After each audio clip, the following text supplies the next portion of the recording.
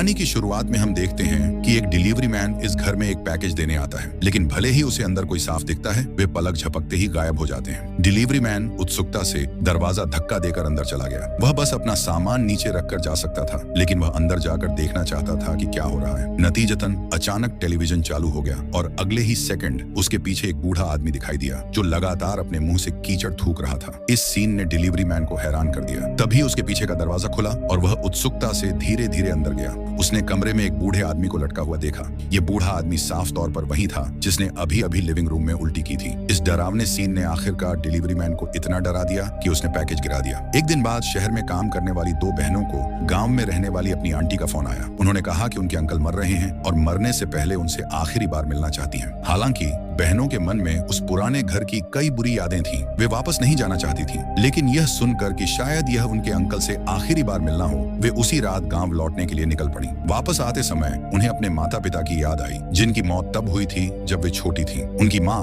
जैसे किसी भूत से पागल हो गई हो, किचन में अचानक उल्टी करने लगी और आखिर में अनजाने में दोनों बहनों के सामने ही गाड़ी से गिरकर मर गईं। उनके पिता भी लगभग उसी समय घर लौटते समय अपनी कार की विंडशील्ड से टकराकर मर गए थे। तो उसके बाद दोनों बहनों ने पुराना घर छोड़ दिया और शहर में रहने लगी। उनके अंकल उन्हें लेने आए और चुपचाप उन्हें पुराने घर वापस ले गए। उनकी आंटी, जो वहां काफी देर से इंतजार कर रही थी, उन्हें उनके अंकल के कमरे में धकेल दिया। उन्होंने देखा कि उनके चाचा बहुत समय से बिस्तर पर थे, लेकिन जब उन्हें पता चला कि बहनें वापस आ गई हैं, तो वे तुरंत खड़े हो गए।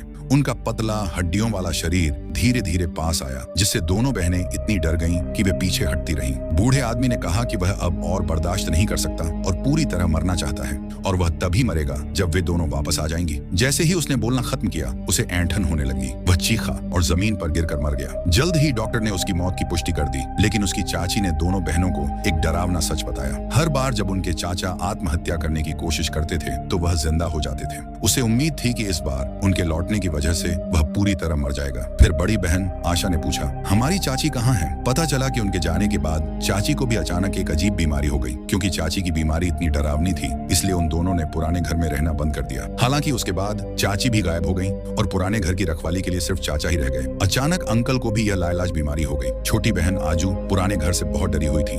उसने बार बार अपनी बड़ी बहन से अगले दिन जाने के लिए कहा और उसकी बहन मान गई। अगले दिन उनके अंकल ने दफनाने का इंतजाम किया, लेकिन जैसे ही आजू अंतिम संस्कार में शामिल होने के लिए घर से निकली, उसकी नाक से खून बहने लगा। इसलिए उसकी बड़ी बहन उसे वापस कमरे में ले गई। उन्हें क्या पता था, घर पहुंचते ही उन्हें एक भयानक श्राप लग चुका था। छोटी बहन ने फिर जोर दिया कि उसकी बड़ी बहन को कल शहर लौटना नहीं भूलना चाहिए। बड़ी बहन तुरंत मान गई, लेकिन अंतिम संस्कार से लौटी आंटी ने कहा कि उन्हें उम्मीद है कि वे अंकल की मौत के 7वें दिन तक इंतजार कर सकती हैं और फिर जा सकती हैं। चूंकि आंटी ने ऐसा कहा था, इसलिए बड़ी बहन के पास मानने के अलावा कोई चारा नहीं था। फिर उसने अपनी आंटी से फिर पूछा कि उन्हें क्या बीमारी है और उन्होंने अपने अंकल को क्यों छोड़ा था। आंटी ने बताया कि उनके जाने के बाद आंटी सबा बीमार पड़ने लगी और उनकी बीमारी बिल्कुल तुम्हारी माँ जैसी ही थी। उनके चेहरे पर छाले और कीड़े थे। फिर आंटी ने बताया कि कुछ ही समय बाद आंटी सबा गुजर गई। हालांकि आशा अपनी आंटी की किस्मत के बारे में जानना चाहती थी, लेकिन वह मदद करने में लाचार थी। उस रात छोटी बहन अपने कमरे में सफेद कपड़े पहने थी।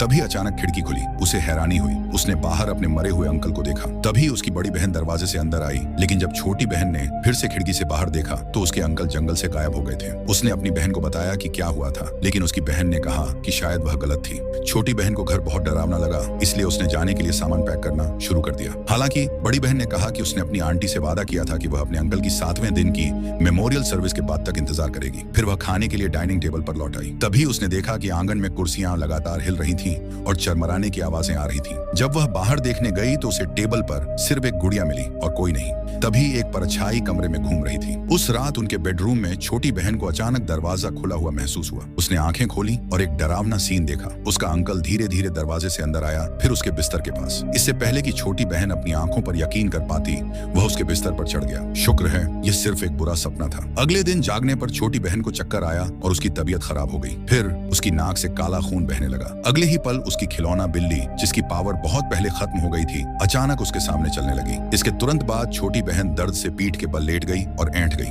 उस शाम जब बड़ी बहन किचन में खाना बना रही थी, तो एक बिल्कुल नॉर्मल छोटी बहन अचानक प्रकट हुई और कहने लगी कि वह सब्जियां काटने में मदद कर सकती है। बड़ी बहन खुशी से झूम उठी और कहने लगी कि उसकी छोटी बहन आखिरकार जान गई कि उसकी देखभाल कैसे करनी है। लेकिन जब बड़ी बहन लिविंग रूम में पहुंची तो वह टेबल पर एक और छोटी बहन को बैठा देखकर डर गई। क्या हो रहा था? किचन में एक छोटी बहन थी और अब एक और थी। हैरान आशा अपनी छोटी बहन का नाम पुकारते हुए किचन की तरफ भागी, लेकिन जो छोटी बहन मुड़ी उसकी आंखें गहरी थीं और उसने अपनी बड़ी बहन को एक अजीब सी मुस्कान दी। तभी लॉबी में एक लड़की ने अपनी बड़ी बहन को पुकारा। जब बड़ी बहन फिर मुड़ी तो डरावनी हंसी वाली लड़की गायब हो गई थी। क्या हुआ? डिनर के बाद छोटी बहन ने अचानक अपने चाचा को पुकारते हुए सुना और उसके पीछे का दरवाजा धीरे से खुला। बड़ी बहन जो बाथरूम में अकेली थी उसने भी अचानक अपने चाचा की आवाज सुनी। उसने बाथटब से कुछ हाथ बाहर निकलते देखे, उसके बाद उसके चाचा का आधा सिर। डरी हुई बड़ी बहन अपनी बहन को ढूंढने के लिए बाहर निकली तो उसने पाया कि उसकी बहन अपने कमरे में नहीं थी, बल्कि उसने उनकी आवाजें अपने चाचा के कमरे से आती सुनी।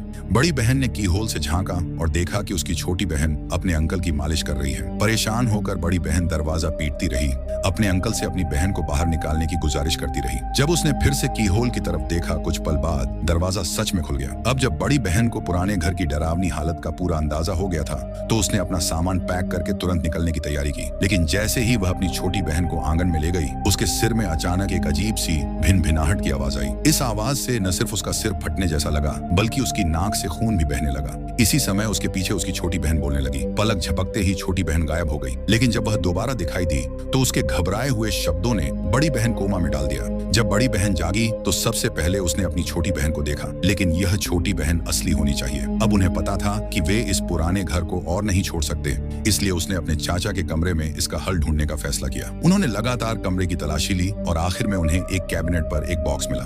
बॉक्स के अंदर एक लाल किताब थी जो एक बुरी किताब निकली। इसमें सौरभ नाम के एक व्रत के बारे में बताया गया था, जो एक तरह का जादू टोना था जिसमें कब्रिस्तान की मिट्टी खाकर दूसरों को श्राप दिया जाता था। एक बार रस्म पूरी हो जाने पर श्रापित व्यक्ति को 40 दिनों के अंदर मारा जा सकता है, लेकिन अगर रस्म जल्दी पूरी नहीं हुई तो कब्र में मौजूद बुरी आत्मा आपको तब तक लगातार परेशान करेगी जब तक आपको दफना नहीं दिया जाता। अब उन्हें समझ में आया कि उनके चाचा हमेशा मरे हुए लोगों में से क्यों लौटते थे और इस बार उन्होंने उन्हें वापस क्यों बुलाया था। वह उन्हें मारना चाहते थे, फिर खुद पूरी तरह मरना चाहते थे। इसलिए वह मदद के लिए अपनी चाची को बुलाने के लिए बाहर भागी, लेकिन जब उसने फोन उठाया तो उसे सिर्फ आवाज सुनाई दी। वह कॉल नहीं कर सकी। फिर फोन पर उसके चाचा की आवाज आई, जिससे वह इतनी डर गई कि उसने फोन फेंक दिया। ये देखकर छोटी बहन पागलों की तरह घर से बाहर भागी और उसकी बड़ी बहन भी उसका पीछा कर रही थी। लेकिन जब वे आंगन के सबसे बाहरी किनारे पर पहुंचे तो अचानक एक अनदेखी दीवार ने उन्हें रोक दिया, जिससे वे दोनों बेहोश हो गईं। अपनी हैरान हालत में बड़ी बहन को अपनी गायब चाची दिख रही थी। चाची ने कहा कि वह उनकी मदद करने आई हैं। थोड़ी देर बाद दोनों औरतें अपने बेडरूम में जागी, लेकिन उन्हें अपनी आंटी नहीं दिखी जो पहले आई थी।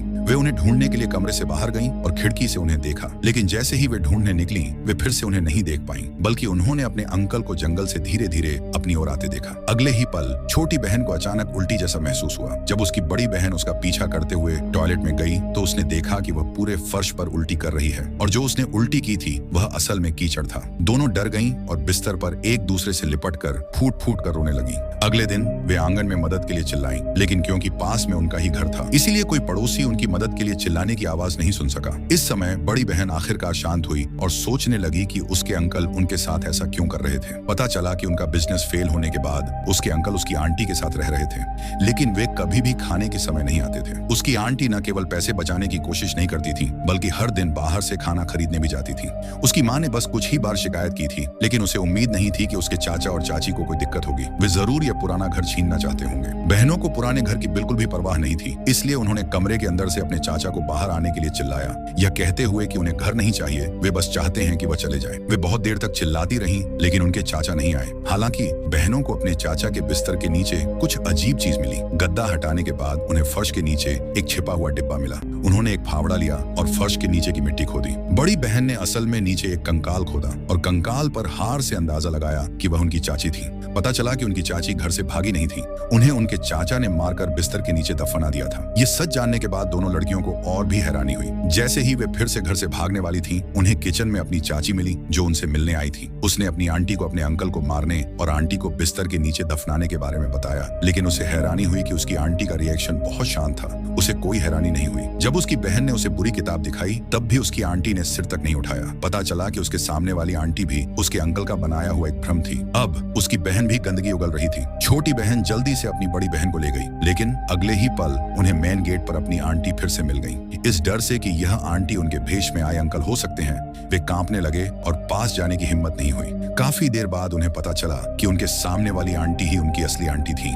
बुरी किताब और अपनी आंटी के बचे हुए हिस्से को देखने के बाद उनकी आंटी को पूरी कहानी मोटे तौर पर समझ आ गई। इसी समय बड़ी बहन ने अपने पिता का सामान निकाला। उसकी आंटी ने बताया कि यह चीज उसके पिता के मरने से पहले उनके पास मिली थी। उसे खोलने पर उसकी आंटी को अंदर एक लकड़ी का टुकड़ा मिला जिस पर एक चर्म पत्र लिखा था। यह किरच और पूजा का सामान शायद बुरी आत्माओं को भगाने के लिए इस्तेमाल किया जाता था। इसीलिए बुरी आत्माएं बस यही चाहती थी कि वे इस चीज को नष्ट कर दें। हालांकि उसकी चाची की अगली बातों ने इस शक को गलत साबित कर दिया कि उसका चाचा ही कातिल था। उसने कहा कि दोनों बहनों के जाने से एक रात पहले वे अपनी चाची के पागलपन से डर गई थी। अगले दिन उनकी चाची उन्हें पुराने घर से ले गई और यह उनके चाचा की सहमति से हुआ था। अगर तुम्हारे चाचा लोगों को नुकसान पहुंचाना चाहते थे तो वे तुम्हारे जाने के लिए क्यों राजी होते? जैसे ही उनकी चाची उनकी छोटी बहन का ख्याल रख रही थी, छोटी बहन अचानक मुड़ी। शोर सुनकर बड़ी बहन ने तुरंत एक टॉर्च ली और दौड़कर वहां पहुंची। उसने देखा कि उसकी छोटी बहन बिस्तर से गायब है और उसकी चाची फर्श पर बेहोश पड़ी है। तभी दरवाजे पर जोर से पीटने की आवाज आई और अचानक उसके चाचा की आवाज खाली हॉल में गूंज उठी। उसे यकीन नहीं हो रहा था कि उसके चाचा की मौत उसके सामने ही हो गई। इससे पहले कि वह समझ पाता कि क्या हो रहा है, उसने अपने पीछे अपनी चाची की आवाज सुनी। बड़ी बहन अपनी छोटी बहन का पीछा कर रही थी जिसे घसीटा जा रहा था, लेकिन उसका रास्ता उसके चाचा के दरवाजे से रुका हुआ था। उसने कितना भी जोर से दरवाजा खटखटाया, वह उसे नहीं खोल पाई। तभी उसने देखा कि उसके पीछे कोई खड़ा है, लेकिन जब उसने मुड़कर देखा तो पाया कि वहां कोई नहीं था। तभी उसके सामने वाले कमरे का दरवाजा खुला। जैसे ही उसने सावधानी से अंदर कदम रखा, उसने देखा कि उसकी बहन हवा में लटकी हुई है, जिसे कितना भी जोर से खींचने पर भी नीचे नहीं उतारा जा सकता। अगले ही पल जैसे ही वह उसे ठीक करने वाली थी, उसकी टॉर्च अचानक काम करना बंद कर गई। पता चला कि उनकी मां के गुजर जाने के बाद उनके पिता ने देखा कि उनकी चाची अजीब तरह से बर्ताव कर रही हैं, चुपके से कब्रिस्तान में मिट्टी खाने जा रही हैं। इससे यह पक्का हो गया कि इस सब के पीछे वही है। इसलिए पिता एक ताकतवर जादूगर के पास गए और एक पवित्र लकड़ी का स्पर हासिल किया। यह लकड़ी का स्पर जब मंत्रों के साथ इस्तेमाल किया जाता है तो अपने टारगेट को नुकसान पहुंचा सकता है, लेकिन इससे पहले कि वह स्पर का इस्तेमाल कर पाता, उसकी आंटी ने उसे देख लिया और कार में ही उसे मारने के लिए बुरा जादू किया। आशा को जमीन पर बेहोश पड़ा देखकर उसकी आंटी उसे उठाने के लिए दौड़ी और उसे लकड़ी का टुकड़ा थमा दिया, लेकिन अगले ही पल एक डरावनी ताकत उसे खींच कर ले गई, सोफे के कोने से टकरा गई और वह फिर से बेहोश हो गई। आशा ने उसे कितना भी पुकारा, वह नहीं उठ पाई। तभी उसने अपनी बहन की मदद के लिए चीखने की आवाज सुनी। उसने अपनी छोटी बहन को किचन में पाया, जिसने अभी अभी कीचड़ थूका था। अपनी बहन की डरी हुई नजरों का पीछा करते हुए उसने अपनी शैतान आंटी को अपने पीछे छत पर छिपा हुआ देखा।